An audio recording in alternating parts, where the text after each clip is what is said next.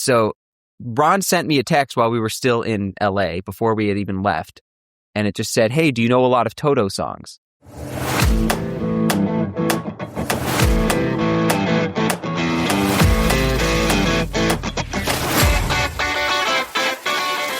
Hello and welcome to Who Ordered the Pie, the podcast where music history, the stories behind the songs, and a little something in your glass all come together. I'm your host, Christopher Machado, and today I've got a special guest with me. He's a keyboardist, guitarist, vocalist, songwriter, and he's on a pretty remarkable musical journey right now. And my guest today is Mr. Dennis Atlas. Welcome, Dennis. Well, thank you for having me, Chris. What a pleasure to be on the show. No, I really appreciate you being here. Before we get started, I just wanted to tell a quick story. When you and I first met, it was a couple years back, and I don't know if you recall, but it was a concert you were doing with The Trip, and really, it was in Carlsbad, California. It was one of those concerts in the park that I guess you had already done. Yeah, and you had done those for a couple of years, I guess, and some friends of mine said, you got to check out this band. They're amazing. So I went and saw you, and the whole time I got my eyes on you, and you're just putting on a show. I mean, you're amazing on keyboards. You're up front singing. You're doing Living on a Prayer. You are just so much a ball of energy. And I turn to my wife and I say, if I was starting a band today, I would hire that guy in a heartbeat. Little did I know that somebody already beat me to the punch. And the thing is, I was a gigging musician for 20 years. I was doing cover bands. I was a cover band myself. So I really connected and I enjoyed seeing you. So now during the show, Seth mentions that we should probably get Dennis up to sing a couple songs because we're about to lose him to Toto. And I heard that and I went, lose him to Toto. And I turned to my wife and I said, did you hear him say lose to Toto? And my wife goes, I thought I heard that too. So after the show, I walked up to you to say hello. Now, your dad is packing up your gear for you, helping you pack up your gear. He's putting your keyboards away. My dad's the best, huh? I love it. I love it. And so anyway, I introduced myself to you. You and I jaw for a little bit. And I say, so did I hear you say Toto? And you go, yeah. Toto the band. Yeah. And I'm like, so you're going on tour with the band Toto? And you're like looking at me like, what are you not getting here? Yes, I am going with Toto. It was so funny. Anyway, so then I asked your dad, how do you feel about Dennis going on tour with Toto? And your dad goes, I guess those piano lessons paid off. So it was just, sorry, thanks for letting me talk. I just that had to is so cool. It was such a great moment for me and I really loved it. I'm going to keep us on the lawn just for a couple minutes here with my first question. So like I said, that night there were about 200 people. We're all sitting in lawn chairs watching you play and you're putting on a show like you're playing in front of 2,000 people. And I just want to know, where does that come from? What a great memory. That is so cool. I mean, I love that whole thing. To hear that from another perspective, but then also just to remember that night in Carlsbad, that's really cool. You were just so cool, and like I said, it was nothing to you, and you just said, "Yeah, I'm going on tour with Toto," and I thought I was playing with you. I was playing with you deep inside. I was going, "Hey, this is gonna be great!" And then, I'm like, "Yeah, what's the big deal, Toto, right? Yeah, duh." I was, having fun with it. But the thing is that's the only way. What you just said, that's the only way to approach it. And that's the only way, if you're going to do music, I mean, you got to go all out with it. Those are always the performances that I've enjoyed. And you can tell when someone is authentic and genuine about what they're doing. And also, I just sincerely believe in energy and manifestation. If you go to something and you treat it like you take it seriously and you give it your all and you act like you're performing in front of 10,000 people when you're performing in front of 1, 2, 10 people, it doesn't matter.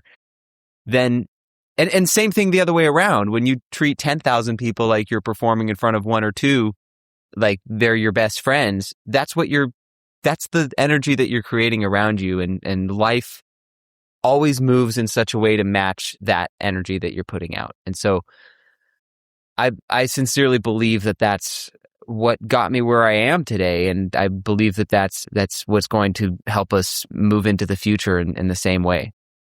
Love it. Thank you very much. And I've been fortunate enough to see a couple other interviews with you, and there was a couple other questions I wanted to talk about your past we're going to work our way up to talking about your new album. But first of all, if I understand correctly, you're 14 years old and you're in a Styx cover band. Well, not anymore. I'm not 14 anymore, but I was. When you were 14-year-old. Sure, mess with me.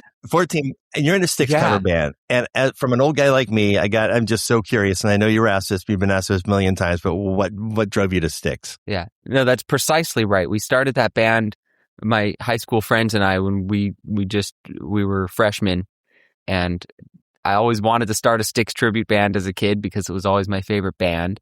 And I got my friends into Styx. And I at first forced it upon them and made them listen to it. And then, of course, it became our thing. And we all loved Styx and Rush and Queen and other stuff, too. But it really was, we were really into Styx. And I was very just gung-ho about it. I was just, we're doing this and we're going to start a Styx tribute band. We started to write set lists out. And I started to ask them which songs they wanted to do and resonated with them. And it was a fun way to not only express ourselves in a different way than writing our own music, it was a fun way to learn everything there is to know about music. At least in my mind at the time, Styx was everything to me. So all of the different styles that they encapsulated in their music and just all of the different instruments and the different methods of playing, all of the different elements of the music. There was designing the synth sounds. There was learning how the drawbars on an organ worked to match the song and learning how to put it through an amp and a distortion to get that blue collar man sound or that renegade sound, through listening to the song and seeing if we could decipher what the two different guitar parts that were going on or the 3-part harmonies, the drum parts, listening to the live versions and the studio versions. And then there was a level of arrangement that went on of how are we going to choose to play this song? And so all of those different elements became the school of this is how you become a live musician.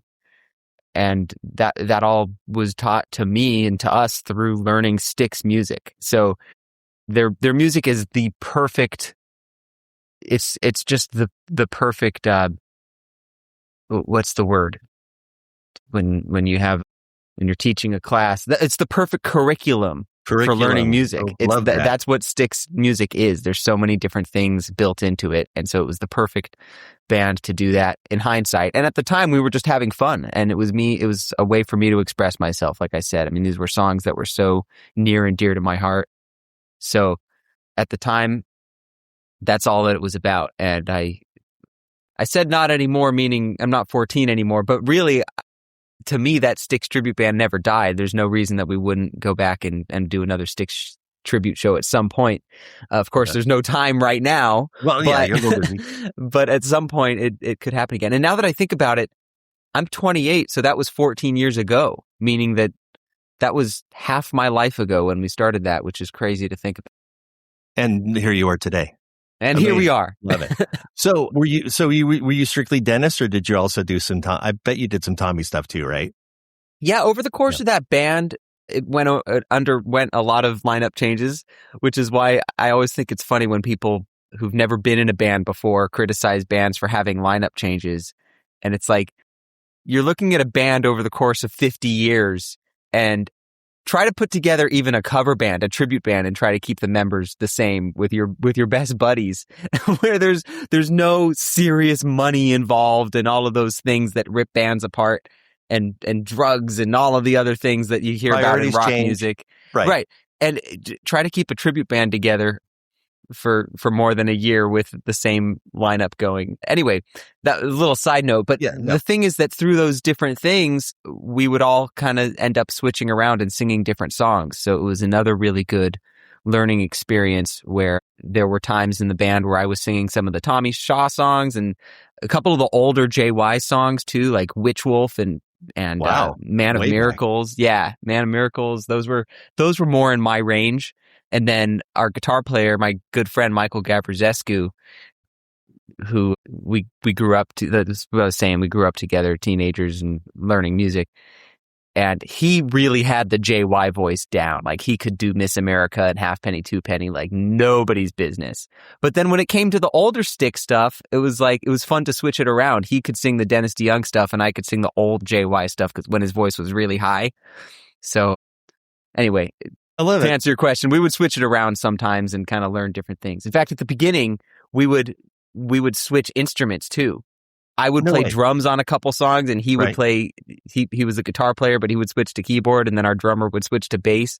We would do all kinds of fun stuff. And then later on, when we got more professional at it, we realized that that wasn't necessarily the most effective way to put across the songs, but it was a good way for us to learn at the beginning. Well, and also intriguing to the audience, I'm sure. It was fun. It was Yeah. It was definitely fun.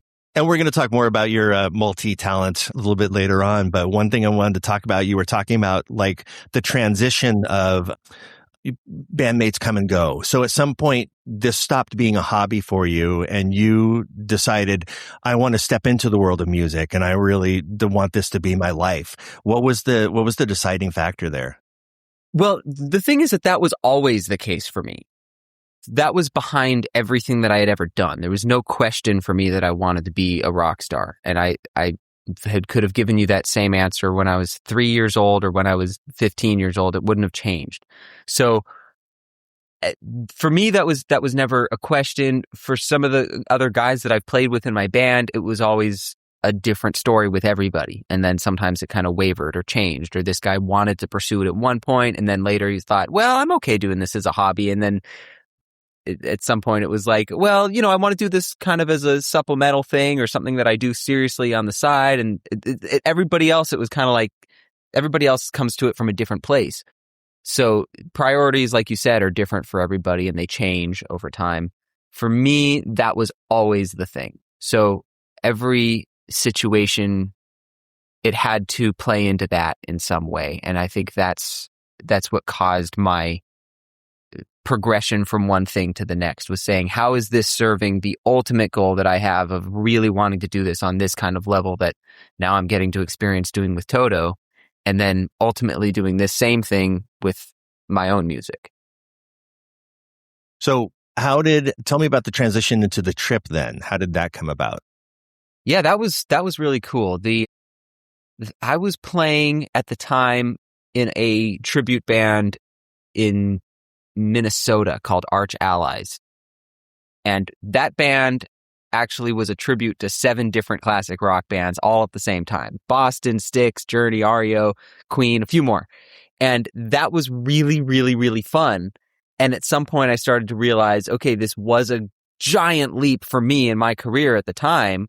Right. Because I was playing in front of really big audiences. But at some point I went, okay, this still is a tribute band. And that's as far as these guys are going to want to take it at their stage in their life, which is awesome. They got farther than most other cover bands or tribute bands will ever want to. They took it a long way. They took it far.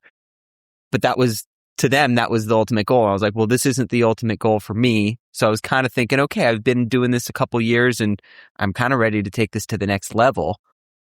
And I started posting more videos and just, I just kind of changed my mindset about it. And it just continued to hone in on my craft and my connections and all of those things. And I ended up playing in a band with Jimmy Keegan, who's a drummer, phenomenal drummer, and Ted Leonard from Spock's Beard. And they had another band called Pattern Seeking Animals. And so I would be their live keyboard player because the guy who wrote all of the music didn't really want to play live. He was more of a writer than a performer. So I played with them, and Jimmy had previously played in the Trip, and he referred me to the Trip. And I got that phone call, and I was just like, this kind of seems right, because the Trip was closer to me in LA.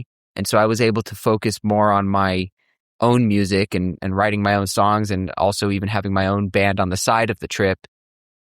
And it just kind of made sense to make that transition. So it moved me more in that direction, and I learned a whole different palette of songs, because with Arch Allies, it was like we were playing this really epic show, but it was the same show every night. So with the Trip, it was more like we're going to learn 100 songs. And it was a total reversal of what I was used to, because it was all about the big crowds and the excitement and the repeating of this show every night with that band. And then in this cover band, it was more like we were playing backyards and corporate parties and things like that. And somehow, even though there were 1/10 of as many people at most of these gigs, it ultimately, I mean, sometimes it was like it paid more because these were people who really valued that particular band being there, or just it was a private parties, those kinds of things. So it was kind of a different experience. Very, very different experience. But I ended up learning a lot of music through the trip, a lot of just different styles of things, because that band would play anything from the 60s to current pop music. I mean, we played Beatles songs, and like you said, I mean, Bon Jovi was still part of that show, but then so was Iron Maiden and Metallica and Bruno Mars all in the same set. So that was a really cool learning experience. And then it also led me to meeting Ron Thal, Bumblefoot. So that was going to be one of my next questions. So tell me how you met Ron. Well, yeah, when I got that gig with the Trip, one thing that they brought up with me was that Bumblefoot would sit in with them at certain gigs as a special guest. So when we did those big concerts in the park type shows, or certain corporate parties, if they sold it that way, they would say, hey, we could have Bumblefoot from Guns N' Roses. It's amazing. Be a special guest. And the only reason he did that was because the Trip were just such cool guys. All of these guys in the band, like you mentioned, Seth and Jimmy and the previous drummer, Mike. I mean, these guys were just, and Steve Bonino, who co-wrote some songs on my new album. These guys are just such nice, cool guys and such talented, extremely skilled musicians that Ron, when he was approached about doing it and he knew them already, it was like he's done as big, as huge of shows as you could imagine. Obviously, he was in Guns N' Roses. So he's done the top of rock touring. And he's telling us this is really one of the most fun things he's ever done. Well, I love that. Wow. And he was like, he was telling the Trip, amazing. I'm doing this because you guys are just, it's that fun to play with you guys. And it's the vibe, the whole energy of all the guys in the band was that fun. It was that just relaxed and cool. So amazing. That's why he did it. And it was such a treasure, such a treat to have him on stage with us. And he's one of those guys, it's like he's never separated from his guitar. We'd be hanging out, talking backstage, cracking jokes, and he's just working on stuff on his guitar. And yeah, what a guy. And so, of course, he ultimately introduced me to Steve Lukather, and the rest is history. So let's take you back to that day. I'm dying to know about that text message. So Ron sent you a text message, and what did that text message say? Right. Yeah, it's always fun to tell this story. So I was in the airport on the way to a relative's wedding. And I was in LA, in Burbank, and we were going to fly to Iowa. Well, the flight got messed up because of weather. And we ended up having to fly to Arizona instead and stay overnight with my friend and then fly to Iowa the next day. So Ron sent me a text while we were still in LA before we had even left. And it just said, hey, do you know a lot of Toto songs? So I'm thinking maybe he wants to cover some Toto songs or what. But he's always got something up his sleeve. So I'm going, who knows what this is about? And he says, well, I referred you to them. They're looking for somebody. Sure. They need someone right away. Right. And of course, he also said, I feel bad. I mean, I would never want to, I feel bad taking you away from the Trip because those guys are real bros, but I could never withhold this from you or withhold you from them because it could be a really good match. And so anyway, he texted me, do you know a lot of Toto songs? And I referred you to them and sent me the set list. And so I started listening to the set list. And my first thought was, where has this band been all my life? Because like I said, I was into Styx and Queen and Rush. I had heard a few Toto songs. Obviously, everyone knows the big hits, but I had not dived into this band and discovered everything about them that I started to that day at the airport. And then once we got on the plane, I'm listening, in my headphones going, Jake to the Bone and 99 and Burn and Dying on My Feet was on that set in 2024. And I was going, where has this band been? This is incredible. I land in Arizona and my friend picks me up, who was an old bandmate of mine. We played together in a Kansas tribute band. And he picked me up from the airport and I said, you'll never believe this text I got from Bumblefoot. It says, I referred you to Toto. And he goes, no way. I was just learning Rosanna for my cover band. My friend says to me, my friend Buck. And so he was just learning it, and he also is a main stage user on keyboards, and which is software we use for creating sounds. And so we got to his house, and we sat down at the piano, and he showed me how to play Rosanna, which I had never played before. And I had him, kind of quickly do that. And I was thinking, let's get a video of me playing this with all of the main stage sounds that we had worked up together. He had worked up a lot of the main stage sounds already, and then we kind of tweaked them. And it's like, let me see if I can get a video of me playing this and send it over and just kind of solidify and get my name at the top of the list if they're really considering me right now. So I got a video. Anyway, the next day, I'm flying from Arizona to Iowa. And I was in the airport about to edit and send this video, and I'm watching it going, I feel like kind of green in this video. Like I could tell I just learned the song, and Toto is all about feel and groove, and it's not just about the notes. And I know that, and I'm watching this video going, I don't want to give them any question. If they've seen my other videos and they already have a good idea, a good impression of me, I don't want to give them anything that's going to second guess that impression. And I know that I seem new at this song. So I didn't send the video. We fly to Iowa. The next morning we wake up. It's the morning of the wedding of my relative. And I wake up early that Saturday morning. It was only 2 days after I'd gotten that text. And it was a text from Ron saying, so you didn't hear it from me, but Luke's going to give you the call today. You got the gig. Oh, wow. So it was based off of Ron's recommendation and the other videos that I already had up. They had watched them. Luke had and David Page had. And so I was a little bit excited. Yeah, just a little.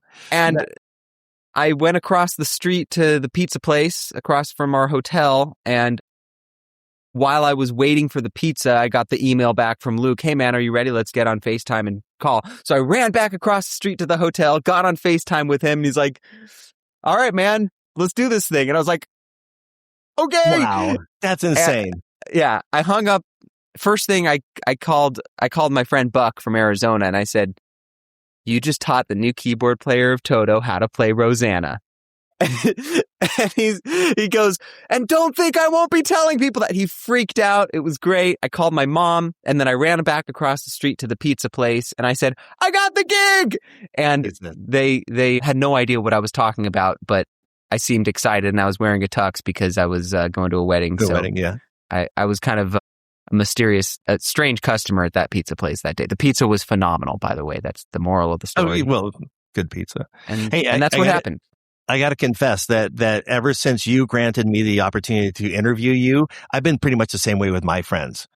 I get to interview Dennis Atlas.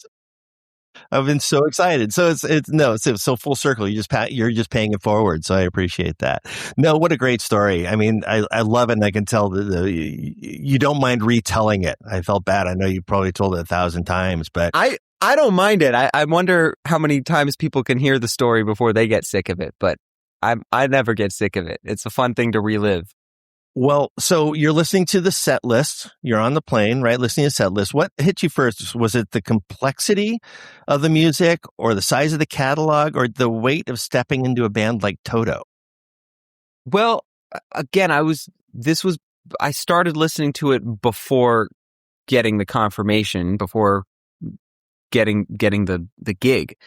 Just the text that it was a possibility. So I think the first thing that hit me was from a fan perspective, it was like, this music is a combination of so many great things. I think it was the funkiness and the style, just the fact that everything wasn't just done well, it was done with style. It was done with so much. I think that's just the word. I mean, the way Bobby Kimball sings. I mean, same thing with Joseph and all every element of what was done. Yeah. Every element of what's there is not just there. It's there and expressed to the peak. So that really struck a chord with me. And then also just the width of the music. I mean, listening to the different decades of all those songs, yeah, that was it. It was the width of it all, and how it was all just done with such style, such coolness. Love it. Yeah, it's very cool, and everything from the mellow, ballads to the rockers, the Hold the Line, Goodbye Girl, Goodbye, just great rock tunes too. I mean, they cover the whole spectrum, and just amazing talent. And that's the thing. And that's that kind of rocked my world when I heard that you were going to be joining Toto. Is they're easily one of the most proficient, if not the most proficient bands on the face of the earth. I mean, ask the 3,000s of people that they're on their albums of. They're very talented musicians. It's cool. definitely cool to look around at the band and see the caliber of musicians that I have the pleasure of playing with and sharing the stage with, and then sharing the bus and all the other experiences, and seeing what these people are really like when they're off the stage. That's equally as entertaining. Yeah, I've seen I've read Luke's book, and I've seen quite a few of the interviews with him, so I can only imagine the chaos that he contributes. So, but going back to, for listeners who may not understand Toto, how they're structured today, what's your role on stage each night, and what are you responsible for musically? Well, nowadays there's been this slow progression where I feel I've gained a little bit of trust over the course of being in the band for a couple of years, and I really honor and treasure that and don't take it for granted. And because of that, they've thrown me a few more things each set list that we put together each year. So the first time when I first walked in, it was just I needed to be able to sing the high harmonies and play all of the keyboard parts just like the previous keyboard player had. And that was really the extent of it. And the first show, I remember you've seen me with the trip. I'm very animated but I really wanted to not distract from what was going on, and I just want to be there to support the vision of what Luke and Joe have going on. So the first show, I was just back there. I played my part, looked the part, but I didn't do anything too extravagant. And Luke was like, "Dude, you could rock it up a bit. It's totally cool." After that first show, so I was like, "All right, let's go." So a little bit more. I mean, even in the first rehearsal, they ended up throwing me a couple of lines of lead vocals. Right. Like in Girl Goodbye. Right. And so that was exciting, and I got to do that. After a few shows, they ended up throwing me the lead vocal on I'll Supply the Love. So for the most part, that became one of the songs that I would sing lead on. Sometimes Joe and I will also split vocals on that song, which is really fun. And then the next year, it was like this brotherhood is, I mean, it was an immediate bond. It was like we knew each other forever as soon as we started jamming together. After that trust had kind of been formed over that first half of a year, a little more than a half a year, when we put together the set list for 2025, it was just kind of a no-brainer. They all turned to each other and kind of went, "Hey, he kind of sounds like Fergie," which was the singer on the fifth album, Isolation. And that was that was just kind of a lucky combination right there. One of those universe put us together, and it's bigger than anything we could have planned, and it ended up being perfect because they wanted to play some of those songs. So 2025 we put in Carmen and Angel Don't Cry into the set, and I was like, I'm listening to these songs going, I hear this song and I'm going, you kind of need a guy at the front of the stage like that 80s rocker who's going to deliver this part. Do you guys want me to actually come up front and do that instead of staying behind the keys? And they were like, absolutely, do that. It kind of developed into more. And then this year it developed into a little bit more too, because with the change of Greg leaving the band just for family reasons, and that's all cool. But we have a new amazing keyboard player, Ray. So between Ray and I, we're like the new dynamic duo. And so they put us on opposite sides of the stage. So now I'm kind of at the front there, standing next to Luke, and I got my new keyboard rig. And it's a cool new vibe. We have another couple of songs that I take some lead vocals on. And yeah, anyway, the role has kind of developed, and it's a really beautiful thing. And I remember telling them at the beginning of 2025, I said, listen, I am happy to lend any of my abilities to this band as long as it supports your vision for what you want this show to be. I said that to Luke and Joe, and they said, because that's why we give this to you, is because we recognize that that's where you're coming from with this. This is not, so now when I'm looking at this, I'm just thinking, this is not about me showing off all of my abilities or anything like that. This is about supporting the show that Luke and Joe want to put across, because they are the senior members of of the band that know what this band is all about. Don't tell them that, but yeah, sure.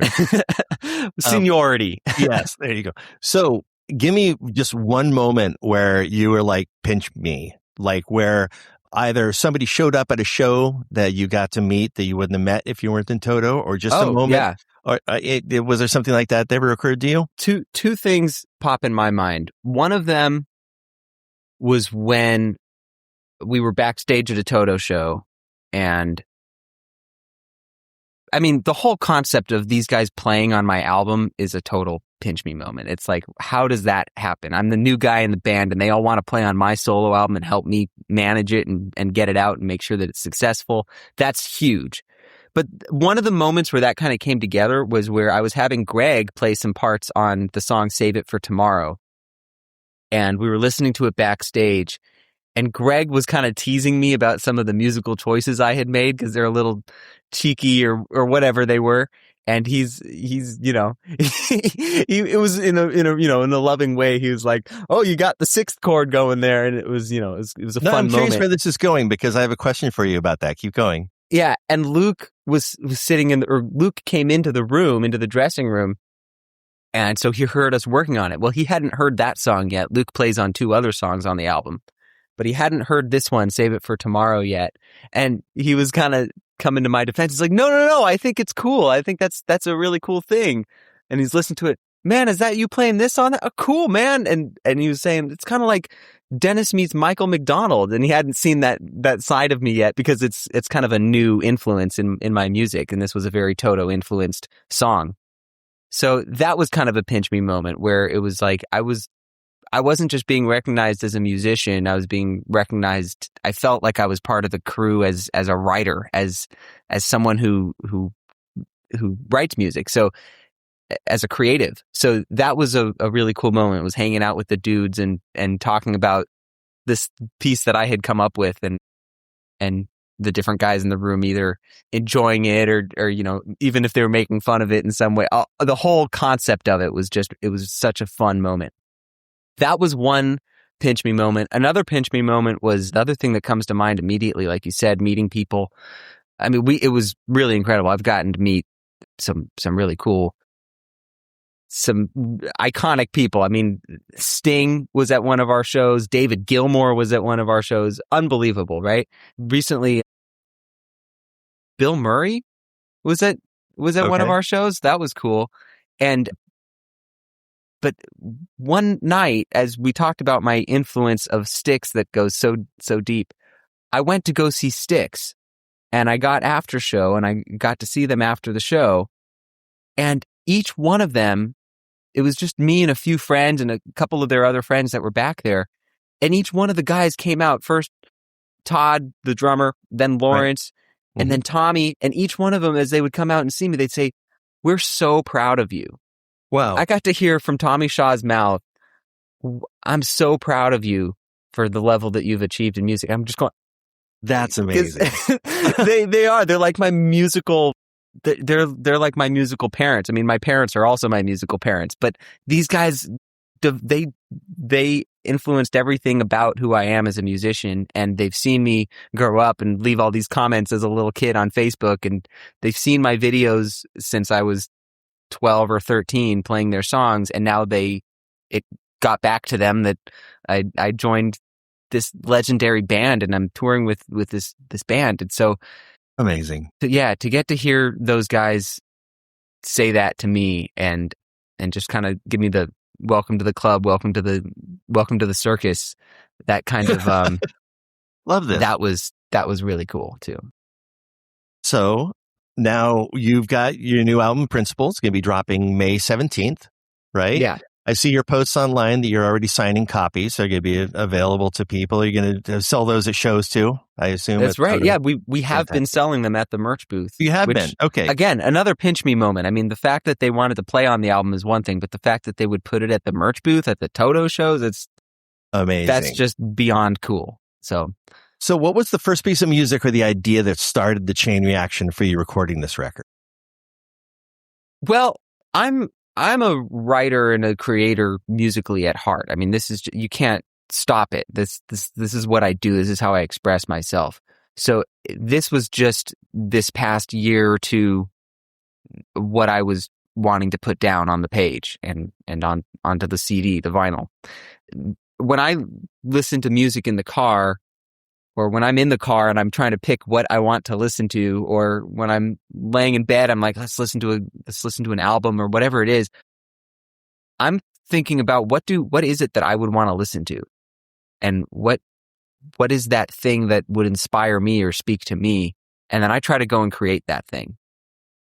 So I wanted to create something that was fun and expressive and really connected to what is actually going on in my mind every day, and really speak to that and give that ride, that roller coaster of what would really make listening to this song worthwhile and make me want to put on that album. So that's where it really came from. I think that's the spark of this whole album, Principle. And then getting to include all of my friends on it and play and execute the parts was just part of the execution of how that was going to come across. Sure.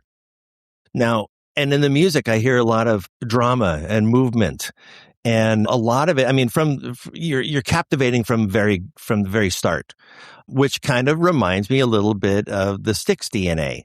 So yeah. I'm wondering if that's part of your musical vocabulary that is that conscious, or is that something that's just how you're built? Well, you definitely don't have to wonder about it. No, okay. It's definitely there.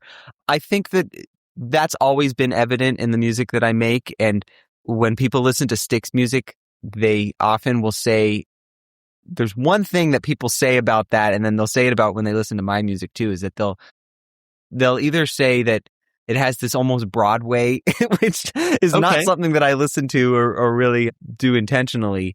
But there's that, and then there's also, it sounds like a film score. It sounds like it could be in a movie, or at least behind a TV show or something. I get that a lot about my music, and I think Styx music gets that a lot too when people hear it. So I think that there's that thread, and like you said, it's very dramatic. But that's because I really assign characters to every theme. I really assign a feeling to every part that comes in. Nothing's arbitrarily there.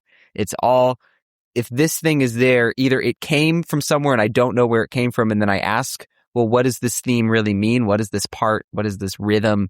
What's it really saying, so that I can develop it further? Or I really had something that I was trying to say intentionally, and I developed the theme that reflected that.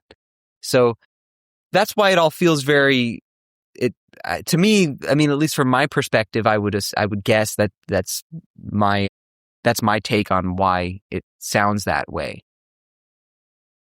And it's interesting you say roles, you take on different roles, because I hear that in the record. Two of my favorite tracks, Games, love that, and Relative Fiction. Great. Both those songs really spoke to me. I like them a lot. Now, but I'm curious about the story behind Games. Where did the inspiration for that come from? Well, let's see.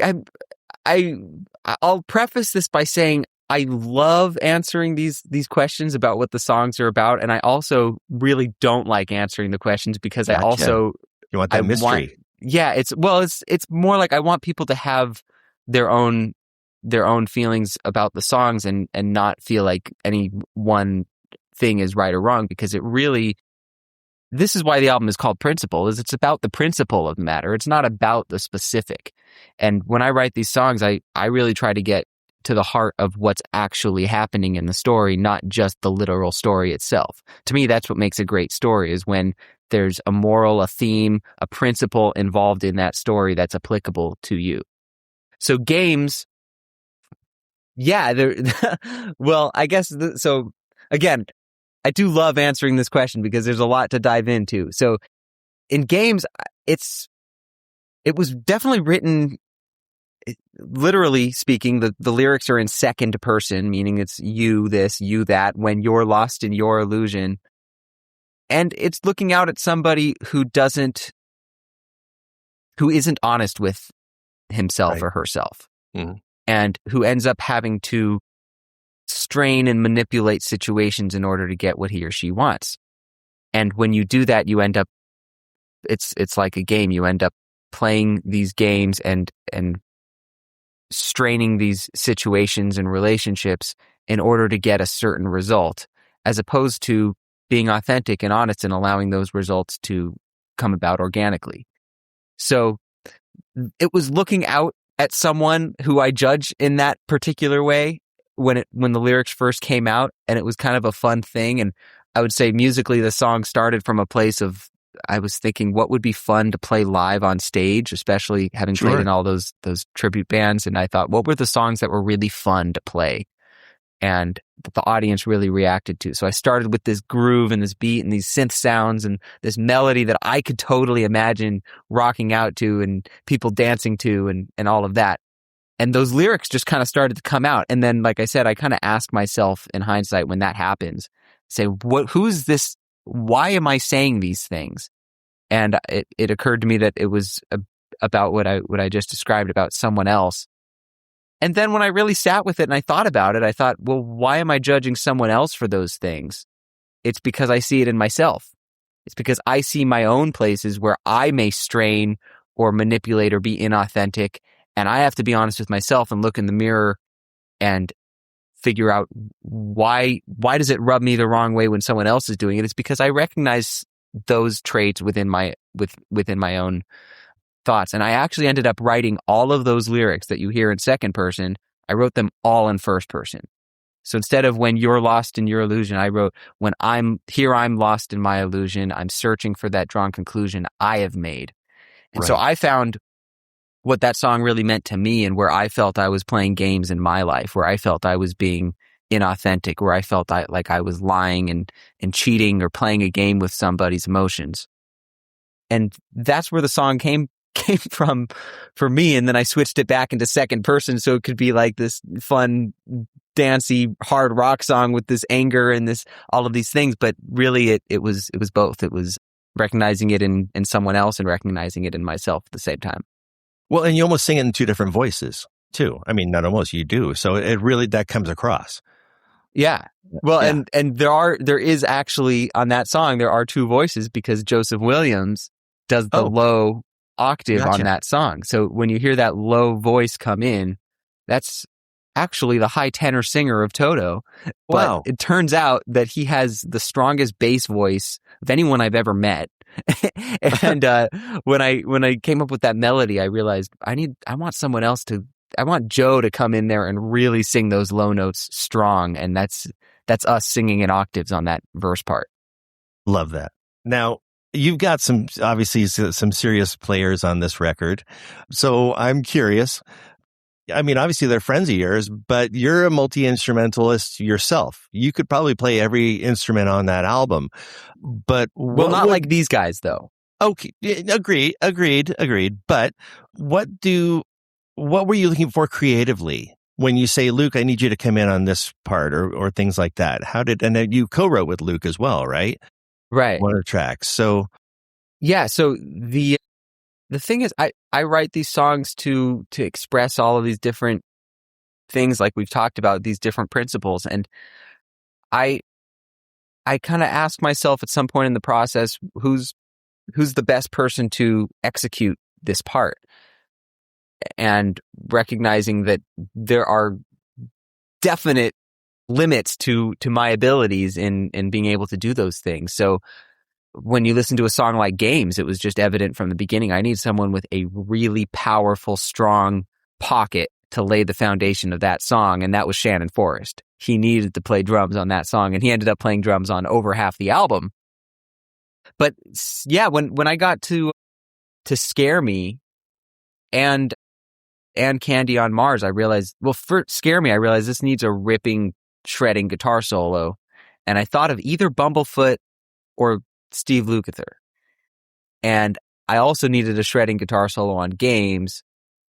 And I almost could imagine Bumblefoot on Scare Me, which is this very fast, high-paced song. And I could almost imagine Luke on Games, but I couldn't quite imagine it the other way around.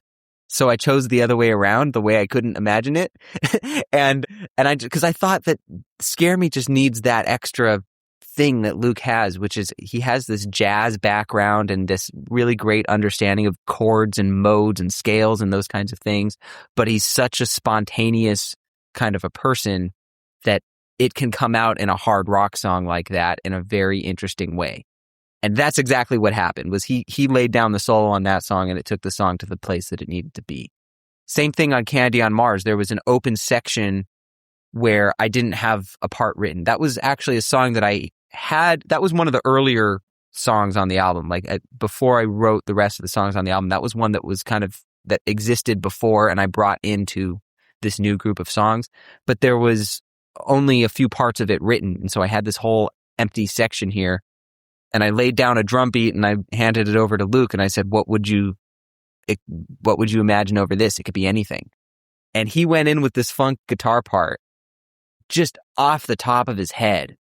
And I've since gone back and because I could play guitar, not like Luke, but I could play a little bit of guitar. And I went and learned his part just as a guitar lesson. Right.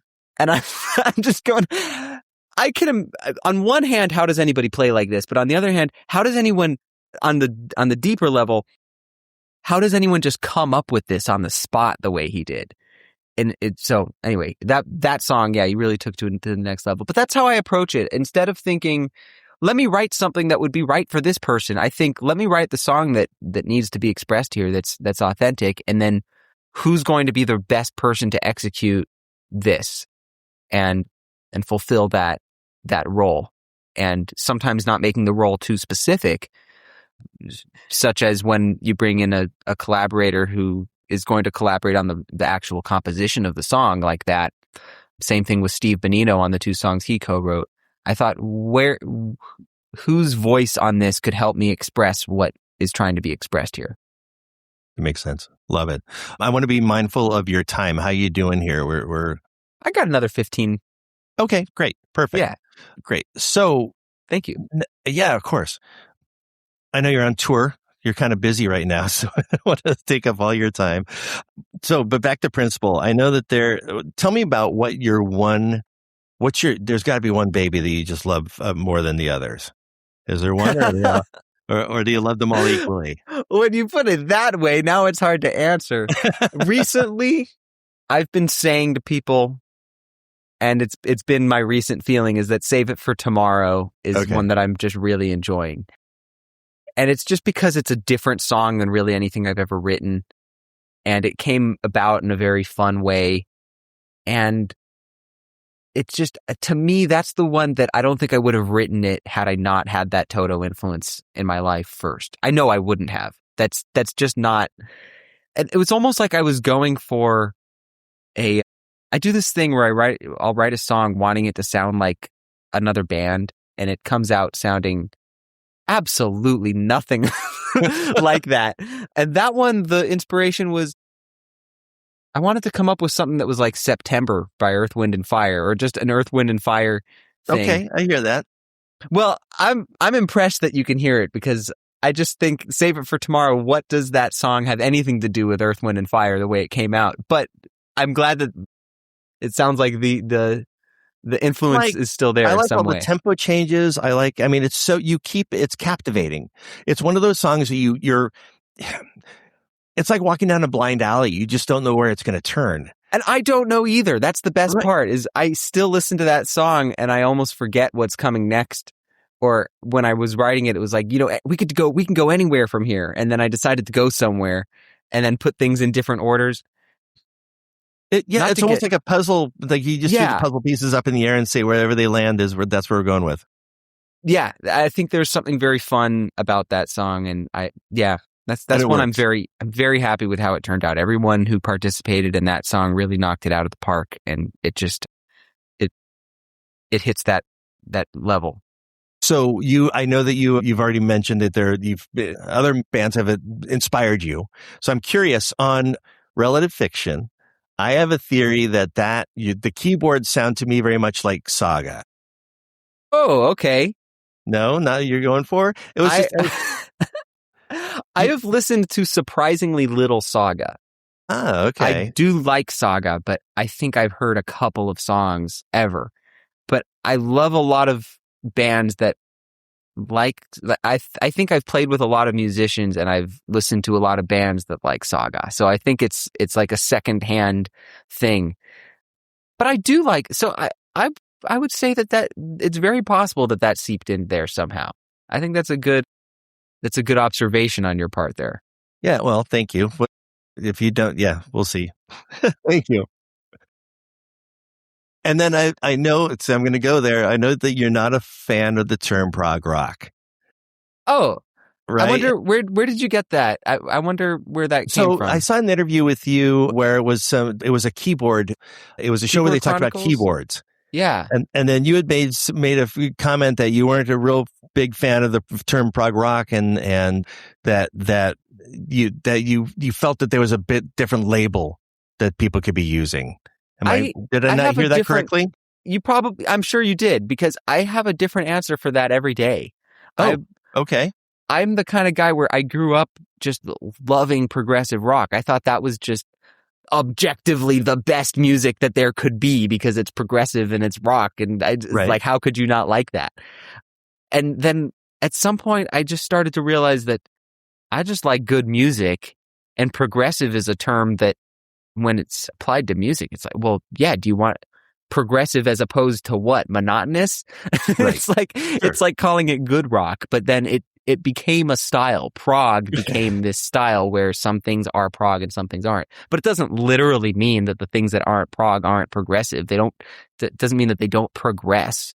I mean, even something that progresses in a very subtle way, the progression is still massive in that, in the composition. It's still massively important, even if it's not overt. So I have a funny relationship with any style, any genre label, because I just don't listen to music based off of the genre. I just listen to music based off of whether it touches me, and if it doesn't, I almost have this rule where it's like I don't really allow myself to not like anything, because I think what if I wrote that and someone else had that reaction?